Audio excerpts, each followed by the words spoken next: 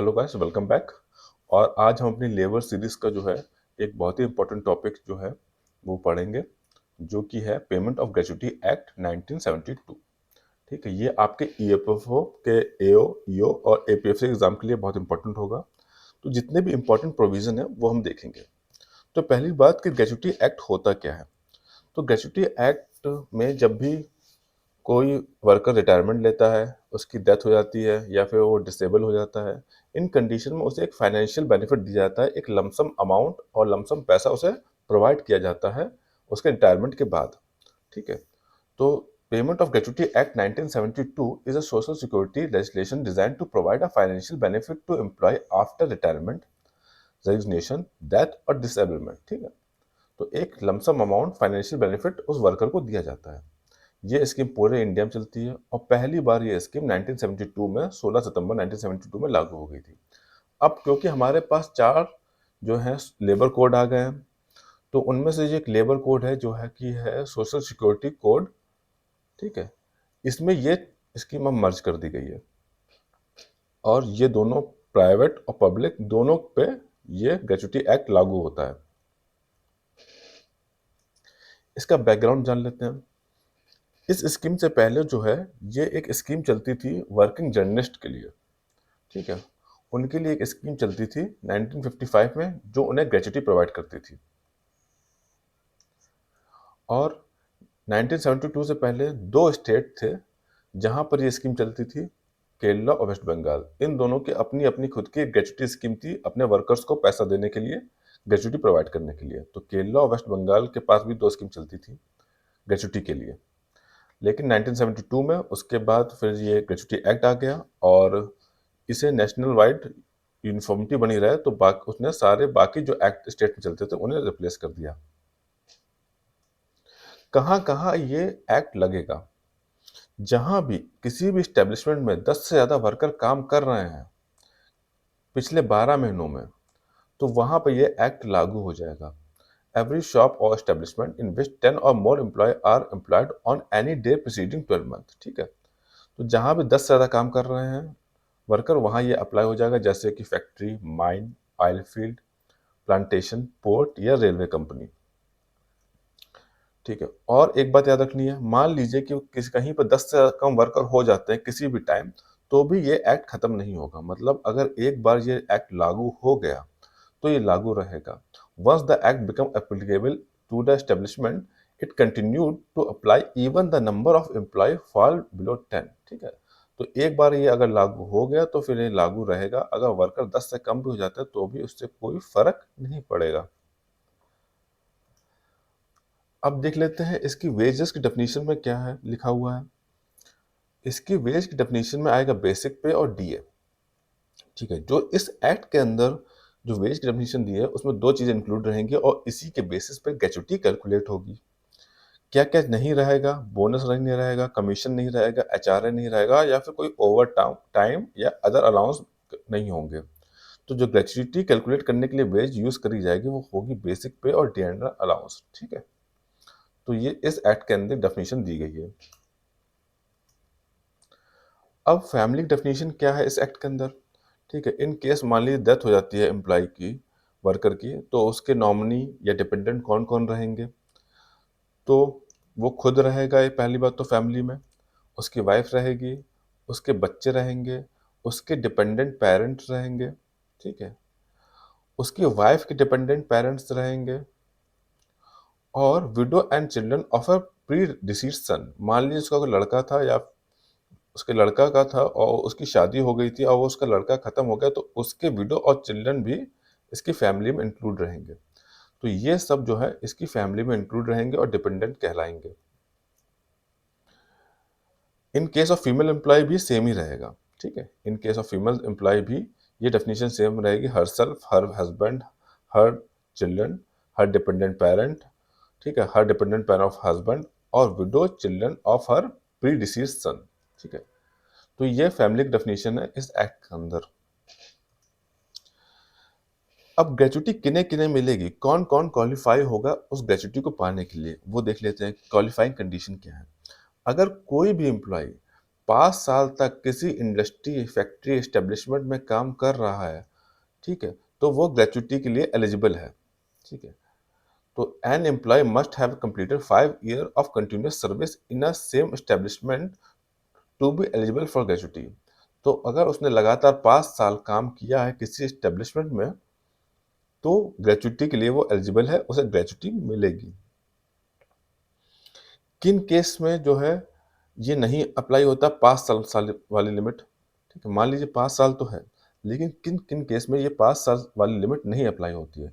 In case of death, in case of disablement और expiration of fixed term employment, या फिर working journalist.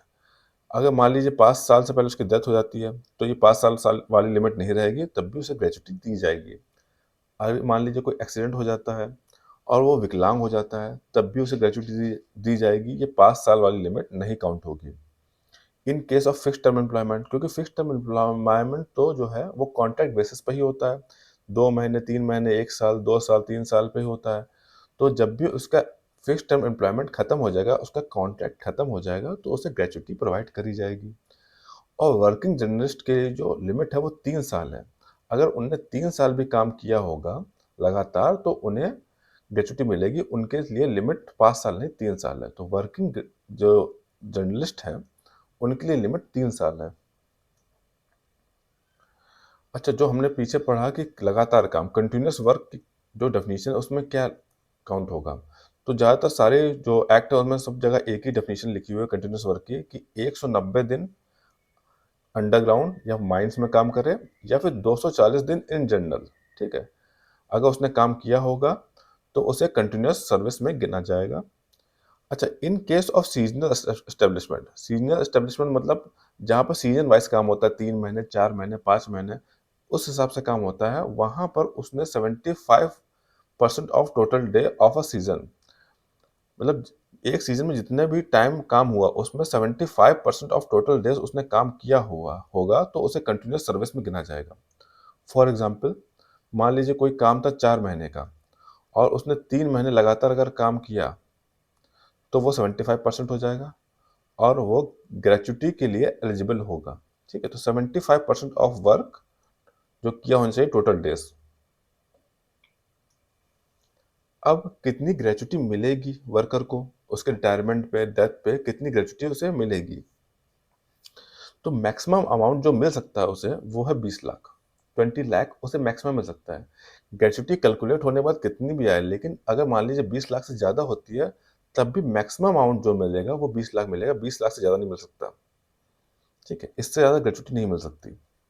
ये amount पहले 10 लाख था, 2018 में इसमें चेंज किया गया, अमेंडमेंट किया गया और इसे जो है 20 लाख बढ़ा दिया गया।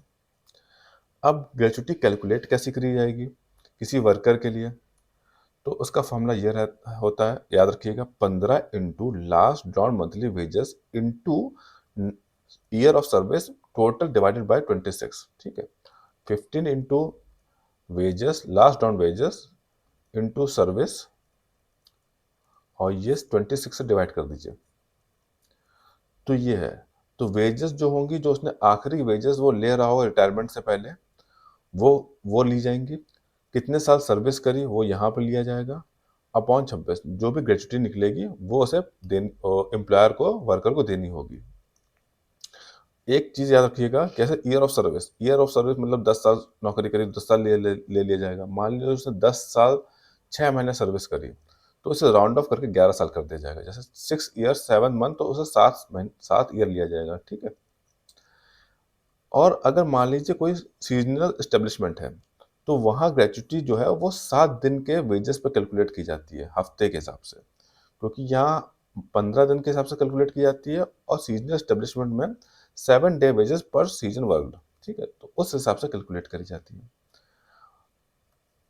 अगर कोई एम्प्लॉय, कोई वर्कर डिसेबल हो जाता है अपने वर्किंग वर्किंग कंडीशन के टाइम, जब वो काम कर रहा था और उसे रिड्यूस वेजेस मिलती है, तो फिर ग्रेच्युटी जो है रिड्यूस वेजेस पर कैलकुलेट करी जाएगी, ठीक है।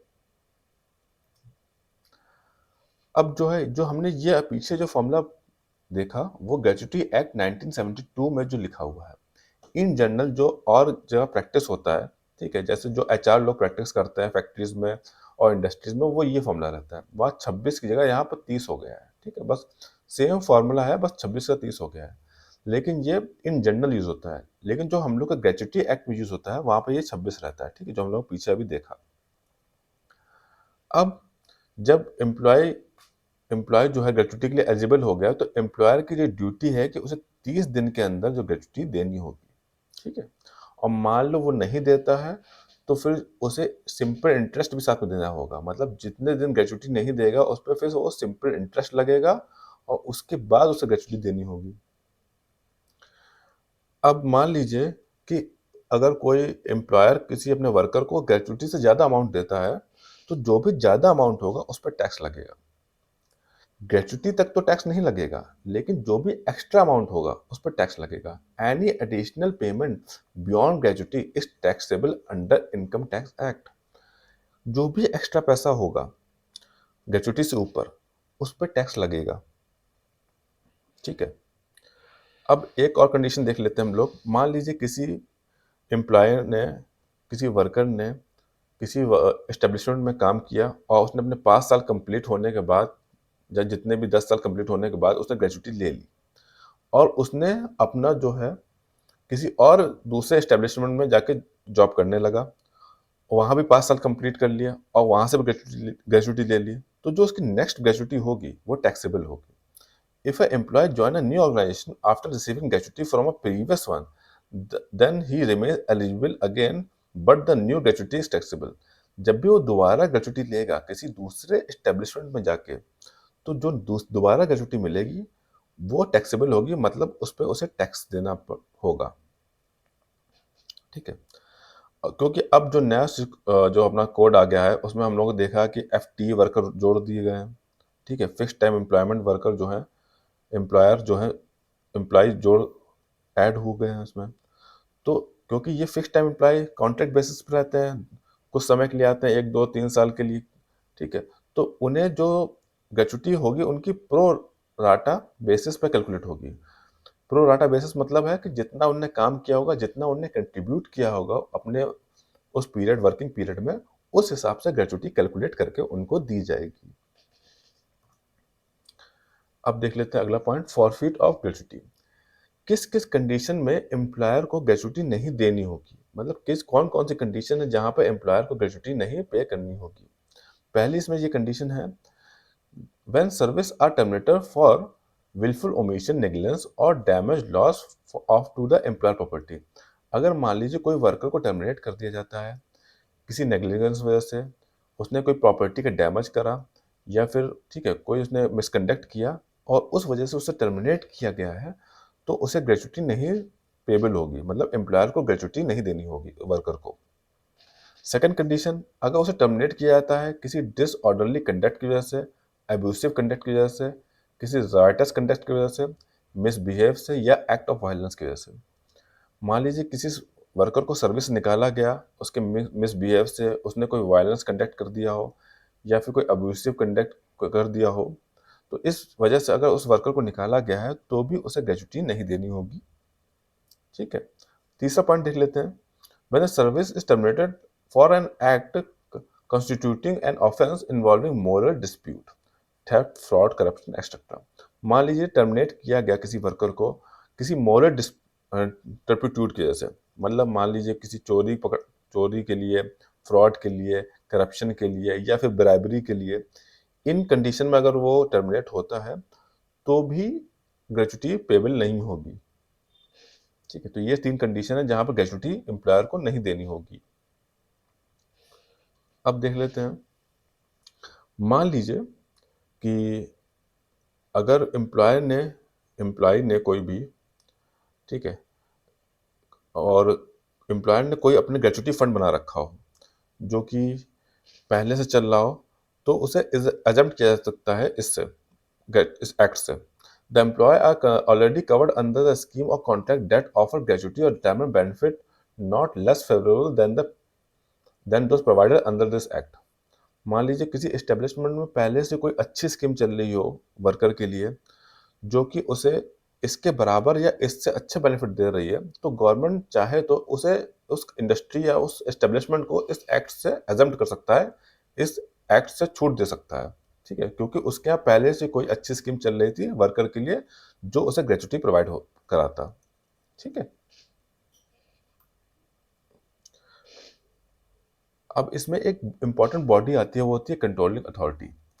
जितना भी डिस्प्यूट होगा इस ग्रेच्युटी एक्ट में एम्प्लॉयर एम्प्लॉय के बीच में, ठीक है, ग्रेच्युटी से लेकर कोई भी मैटर होगा डिस्प्यूट वाला, तो वो देखेगी कंट्रोलिंग अथॉरिटी, ठीक है। The appropriate government appoint officer as controlling authority to administer enforce the act, ठीक है। इस एक्ट को एडमिनिस्टर करने के लिए और इस एक्ट को इन्फोर्स करने के लिए कंट्रोलिंग अथॉरिटी जिम्मेदार होगी। इन केस ऑफ डिस्प्यूट, कोई भी डिस्प्यूट होता है, ठीक है, अमाउंट से रिलेटेड, एलिजिबिलिटी से रिलेटेड, ठीक है, रेसिपेंट से रिलेटेड, ठीक है, employer must deposit the disputed gratuity amount with the controlling authority, ठीक है। कोई भी जब डिस्प्यूट होगा तो कंट्रोलिंग अथॉरिटी सबसे आगे आएगी और जो भी अमाउंट डिस्प्यूटेड होगा वो जो है कंट्रोलिंग अथॉरिटी के पास जमा हो जाएगा। उसके बाद कंट्रोलिंग अथॉरिटी डिसाइड करेगी क्या सही है क्या गलत है, इंक्वायरी करेगी। उसके बाद अगर मान लीजिए वो सही वर्कर पाया जाता है तो उसे अमाउंट वर्कर को ग्रेच्युटी दे दी जाएगी। The controlling authority will conduct an inquiry and issue the direction, जो भी सही होगा, ठीक है। Recovery of gratuity. अब मान लीजिए कि कोई एम्प्लॉयर अपने वर्कर को ग्रेच्युटी नहीं देता है, तो उस कंडीशन में भी कंट्रोलिंग अथॉरिटी आगे आएगी और कोशिश करेगी कि एम्प्लॉयर जो है ग्रेच्युटी वर्कर को दे। If employer fail to the pay gratuity, the controlling authority may issue the certificate to the collector who shall recover the amount as area of land revenue along with the compound interest, ठीक है। तो अगर मान लीजिए कोई employer gratuity नहीं पे करता है तो कंट्रोलिंग अथॉरिटी है जो एक सर्टिफिकेट जारी करेगी कलेक्टर के लिए। कलेक्टर का क्या काम रहेगा? कलेक्टर का काम रहेगा कि जो एम्प्लॉयर ग्रेच्युटी नहीं दे रहा वर्कर को उससे ग्रेच्युटी कलेक्ट करना, और इन केस वो कलेक्टर को भी ग्रेच्युटी नहीं देता है या फिर इन केस वो ग्रेच्युटी देने से आनाकानी करता है तो उस पर कंपाउंड इंटरेस्ट लगाया जाएगा, मतलब कंपाउंड इंटरेस्ट लगा के ग्रेच्युटी ली जाएगी उससे, ठीक है, और भी ज़्यादा पैसा देना होगा उसे। Interest amount can not exceed the gratuity payable. मान लीजिए कंपाउंड इंटरेस्ट लगाया लेकिन तब भी वो इतना इंटरेस्ट नहीं होगा कि वो ग्रेच्युटी से ज़्यादा हो जाए, ठीक है। तो इसमें कंट्रोलिंग अथॉरिटी की जिम्मेदारी होगी कि वो कलेक्टर को एक सर्टिफिकेट इशू करे कि जाओ एम्प्लॉयर से ग्रेच्युटी अमाउंट लेके आओ, और नहीं देता है तो उस पर कंपाउंड इंटरेस्ट लगाओ। कंपल्सरी इंश्योरेंस, ये क्या चीज़ है? ठीक है, कंपल्सरी इंश्योरेंस क्या है कि हर एम्प्लॉयर को, ठीक है, एक्सेप्ट स्टेट और सेंट्रल गवर्नमेंट, एक इंश्योरेंस लेना पड़ेगा for coverage of gratuity liability. Every employer must obtain the insurance for coverage of gratuity liability. क्यों?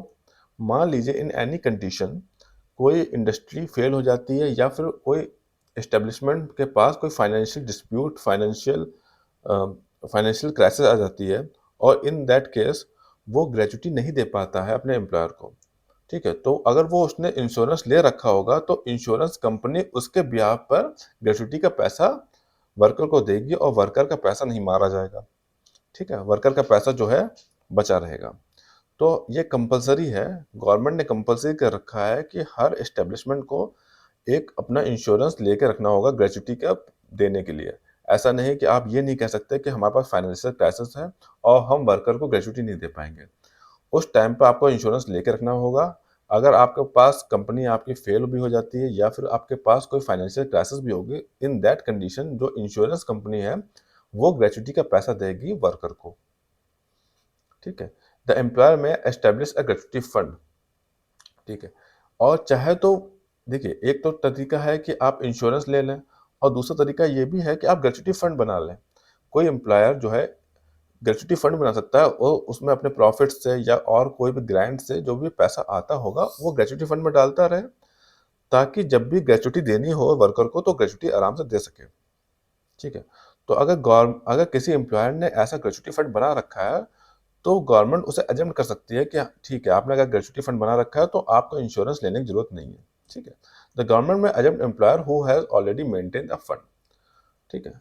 और ये भी बात याद रखनी है कि ग्रेच्युटी फंड वही बनेगा जहां 500 से ज़्यादा एम्प्लॉय होंगे। जहां 500 से ज़्यादा वर्कर काम कर रहे होंगे वहाँ एम्प्लॉयर के पास राइट है कि वो अपना ग्रेच्युटी फंड बना सकता है, ताकि उसमें पैसा जमा करता रहे और वर्कर को टाइम आने पे, जब ग्रेच्युटी का टाइम आए वर्कर का, तो उसे पैसा दे सके। अब इस एक्ट के अंदर कौन कौन सी पेनल्टीज आती हैं वो देख लेते हैं हम लोग। मान लीजिए कोई फॉल्स स्टेटमेंट देता है वर्क एम्प्लॉयर, ठीक है, कुछ पेमेंट अवॉइड करने के लिए, मेकिंग फॉल्स स्टेटमेंट और representation to avoid payment of gratuity, ठीक है, ऐसा कोई एम्प्लॉयर जो है फॉल्स स्टेटमेंट देता है पेमेंट अवॉइड करने के लिए, तो उसे 6 महीने की जेल और 10,000 तक जुर्माना या दोनों हो सकते हैं। ठीक है, वो एक्ट के जो प्रोविज़न है वो नहीं मानता है, कंप्लाई करता है, इन दैट केस 3 महीने की जेल से 1 साल तक की जेल हो सकती है, फिर 10 से 20,000 तक जुर्माना या दोनों हो सकते हैं। मान लीजिए वो ग्रेच्युटी नहीं कर देता है या फिर टाइम पर नहीं देता है, तो 6 से 2 साल तक की जेल हो सकती है।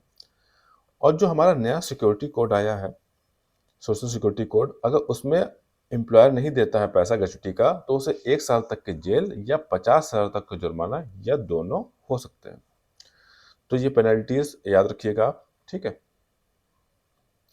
ठीक है, तो हम लोग का ये ग्रेच्युटी एक्ट जो हम लोग का था वो हम लोगों ने कंप्लीट कर लिया है, इसे आप देख लीजिए और ये आपके लिए बहुत हेल्पफुल रहेगा ईपीएफओ के एग्ज़ाम के लिए।